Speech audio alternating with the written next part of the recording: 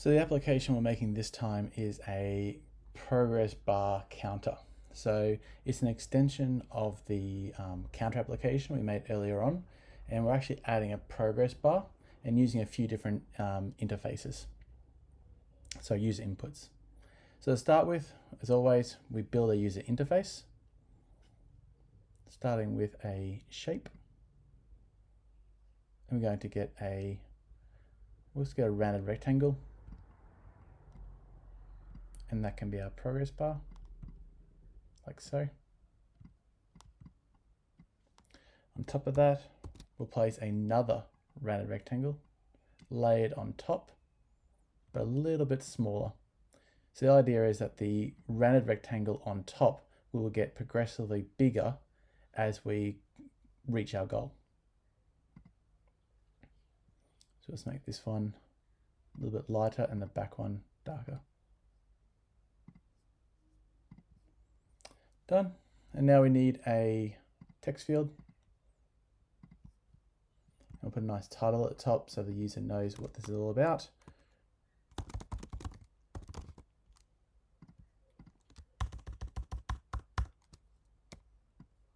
And down here, we're going to have a stepper.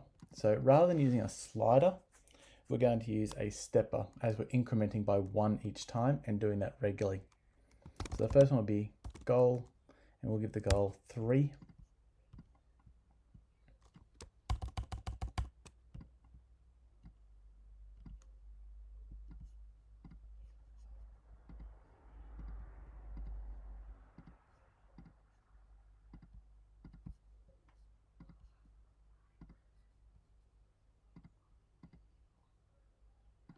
And we'll have a plus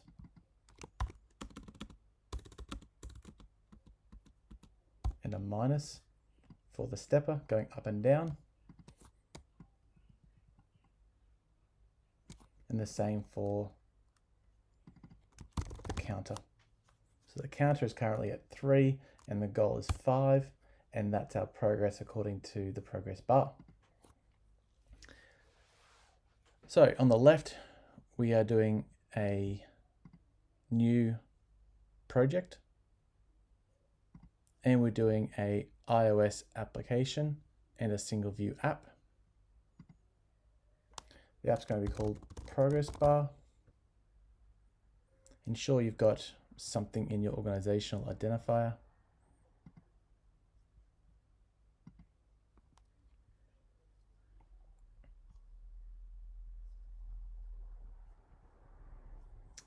Right.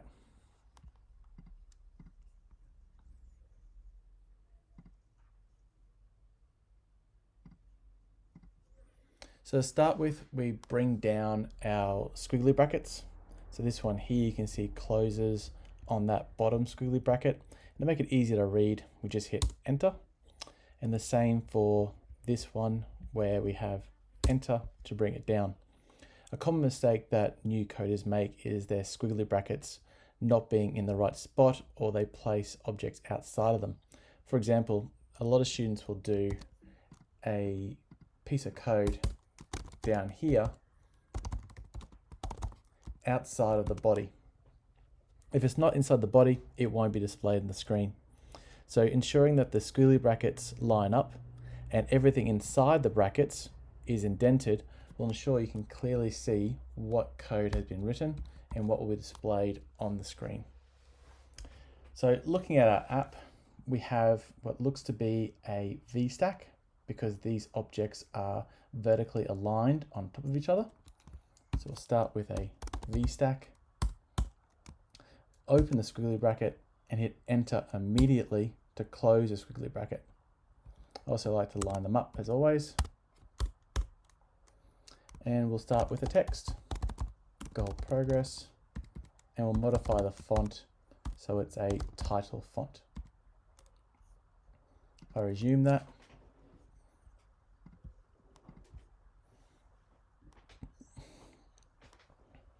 We have our title matching our design.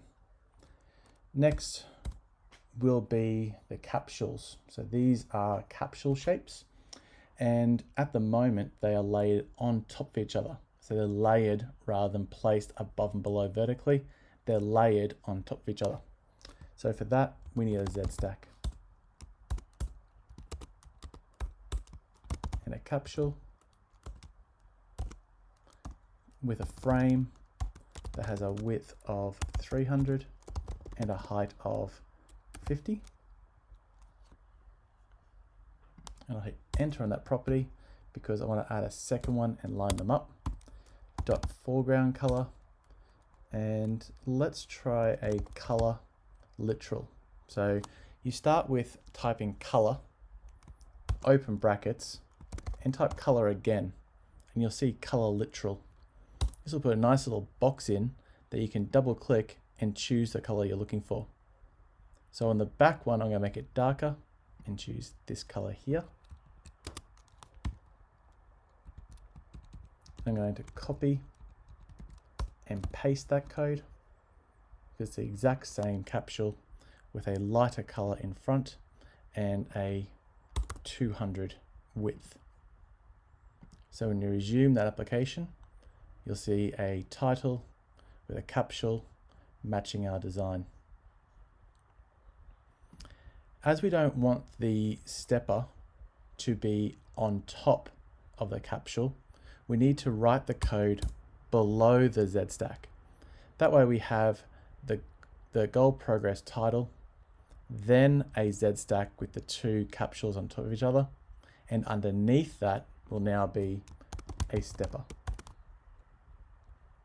And I'm going to choose a stepper that has a title and a value.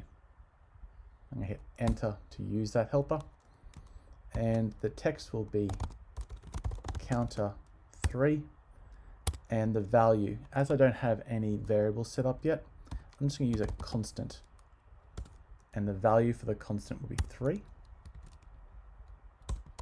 Stepper again, goal of 5, value will be a dot constant of 5. You can see the stepper has been created on the right with a label at the front with our two values. Now this structure, while it looks right, kind of hits right on the edges, which isn't quite what we're looking for. So on the VStack itself, and you can see the border around the VStack, this is what's called a frame. In the same way we have a frame modified on the capsule. So you see the frame on that capsule compared to that one. And basically the view will fit itself inside of that frame. So the capsule, if the frame is bigger, will stretch to the height of that frame. So we have an option here. We can either change the frame and make the width 300, which is the width of our capsule,